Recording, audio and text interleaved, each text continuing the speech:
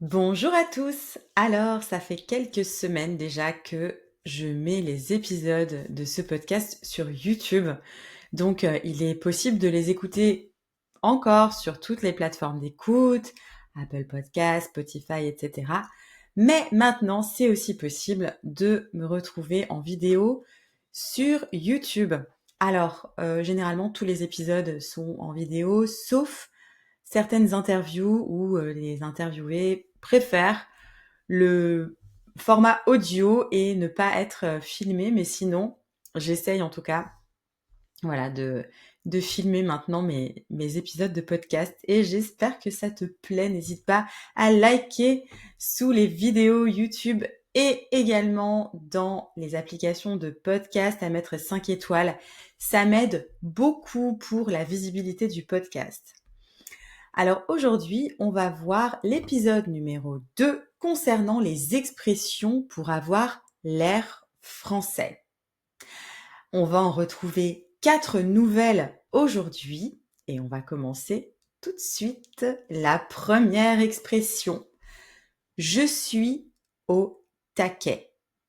Je suis au taquet. Et en réalité, les Français vont dire je suis au taquet, parce qu'ils vont parler très très vite et te dire je suis au taquet.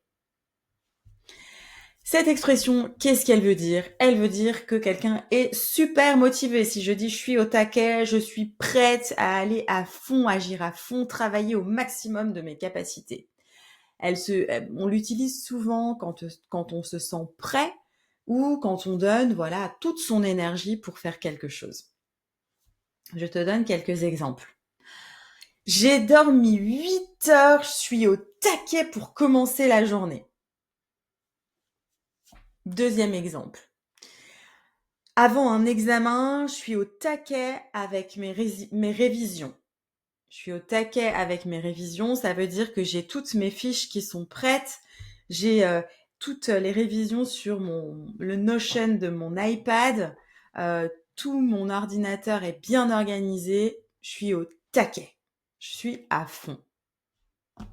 Troisième exemple, on a un gros projet au travail, mais je suis au taquet. On va réussir. Voilà, donc la première expression. La deuxième expression qu'on utilise beaucoup, c'est carrément. Alors celle-ci, je l'utilise dans presque toutes mes conversations avec mes amis.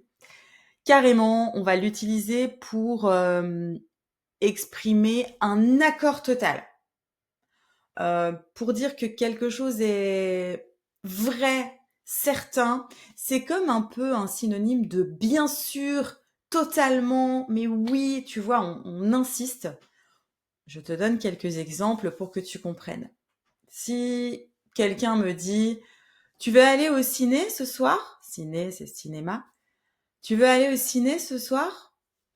Si j'ai vraiment envie d'aller au ciné, je vais dire carrément. C'est comme un grand oui, carrément. Deuxième exemple. Oh, restaurant, ce resto est carrément bon. J'adore la cuisine. Ça, ici, c'est comme vraiment bon. Carrément bon, vraiment bon. Troisième exemple. Tu penses que ce film est génial? Mais carrément, c'est mon préféré. Tu penses que ce film est génial? Carrément. C'est comme, mais bien sûr, c'est mon préféré. Voilà, et c'est un petit mot que tu vas entendre très fréquemment dans la bouche des Français. Troisième expression. Mais grave, mais grave. Alors, tu penses peut-être que grave, ça veut dire quelque chose de négatif, de sérieux, et c'est vrai. Quand on dit il a une maladie grave, c'est une maladie qui est très sérieuse. Peut-être qu'il va souffrir beaucoup. Si on dit il y a eu un grave accident sur l'autoroute, ça veut dire qu'il y a peut-être des personnes qui sont décédées ou peut-être qu'il y a eu plusieurs voitures qui se sont rentrées dedans. Voilà, effectivement, ça peut être utilisé dans ce sens. Mais si tu utilises le mais juste avant, ou parfois seulement le mot grave, tu vas voir que c'est utilisé d'une manière familière et empathique pour dire qu'on est totalement d'accord avec ce que quelqu'un vient de dire. C'est un peu le carrément aussi. On pourrait le mettre aussi comme synonyme de carrément qu'on vient de voir, la deuxième expression. Et ça va signifier vraiment oui, complètement, ou c'est tellement vrai. Par exemple, si je te dis oh, il fait trop chaud aujourd'hui, non? Mais grave, j'ai envie d'aller à la plage. J'ai envie d'aller à la plage. Ça veut dire je veux aller à la plage. Mais grave, ça veut dire je suis d'accord avec toi, il fait vraiment trop chaud aujourd'hui. Deuxième exemple, ce prof est vraiment trop strict. Ce prof pour professeur est vraiment trop strict. Je peux répondre mais grave, il nous donne trop de devoirs. Mais grave, il nous donne trop de devoirs. Ça veut dire c'est tellement vrai, tu as raison. On a beaucoup trop de devoirs avec ce prof. Troisième exemple. Ce film était incroyable. Et là, je peux répondre, mais grave, j'ai adoré. Donc tu vois, c'est un peu dans le sens de carrément aussi. Oh, mais grave, tu as trop raison, c'est tellement vrai, complètement. Mais grave, j'ai adoré. Voilà, donc tu choisis entre carrément ou mais grave. Tu peux les utiliser. Tu n'es pas obligé de les utiliser, mais tu dois au moins les comprendre si tu les entends dans la bouche de tes amis français et francophones. Ensuite, quatrième et dernière expression, trop fort ou trop bien. Alors, trop fort ou trop bien, ce sont des expressions qui sont utilisées pour dire que quelque chose ou quelqu'un, une personne, est vraiment génial, impressionnant, super. Donc, tu vas utiliser trop fort pour parler d'une personne qui a du talent, par exemple. Et tu vas utiliser trop bien pour quelque chose que tu as aimé ou que tu as trouvé vraiment chouette, agréable. Par exemple, je peux dire à une copine « Waouh, tu sais vraiment bien chanter, trop forte ». Tu peux dire aussi « Disneyland, c'est trop bien, j'ai passé une super journée ». Tu peux dire aussi « Mais t'as vu comme il a réussi l'exercice du subjonctif, lui? Trop fort !» Alors c'est vrai que trop, normalement, ce serait considéré, c'est le too much, hein. Quand on dit que quelque chose est, par exemple, trop lourd, si je dis que un objet est trop lourd, je prends cette souris, même si elle est légère, si je dis qu'elle est trop lourde, ça veut dire que je ne peux même pas la porter parce que vraiment, c'est trop lourd. Mais le trop, on l'utilise justement pour vraiment insister sur le fait que c'est très très très très bien. Parce qu'en réalité, on pourrait dire tu es très forte, tu sais bien chanter.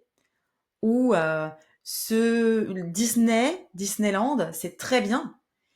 Mais on n'insiste pas suffisamment. On aime bien dire c'est trop bien, c'est trop fort pour insister. Voilà, donc le trop, tu vas l'utiliser et tu vas voir que, en tout cas, ça n'est pas dans le sens too much, c'est vraiment dans le sens très bien, très fort. Very good, very strong. Voilà pour les 4 expressions du jour. Alors, dans quelques, peut-être dizaines d'épisodes, je n'ai pas encore tout programmé les dates, mais en tout cas, on va revoir d'autres expressions familières comme ça que beaucoup de Français utilisent et qui vont te permettre d'avoir cette sensation de parler de manière vraiment authentique comme les Français. On va donc en voir d'autres dans d'autres épisodes de podcasts futurs. Mais si tu es pressé et que tu as envie d'avoir une liste vraiment complète de tous ces petits mots utilisés par les Français et qui sont vraiment authentiques, tu peux les retrouver dans le cours de My French Booster. My French Booster, si tu ne l'as pas encore, c'est un cours pour vraiment travailler ta compréhension orale. Et à l'intérieur de My French Booster, il y a un bonus. Et le bonus, ce sont des expressions, 30 expressions pour avoir l'air français. Avoir l'air, ça veut dire to look like, to seem to be like a French person.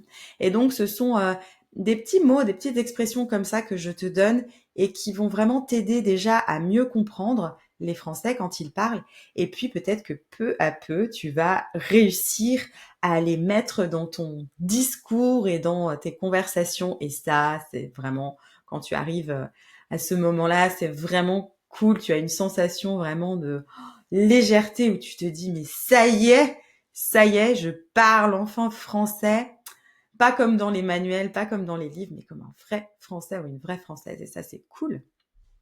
Je te souhaite une très très bonne journée, soirée, nuit et je te dis à la semaine prochaine. Ciao!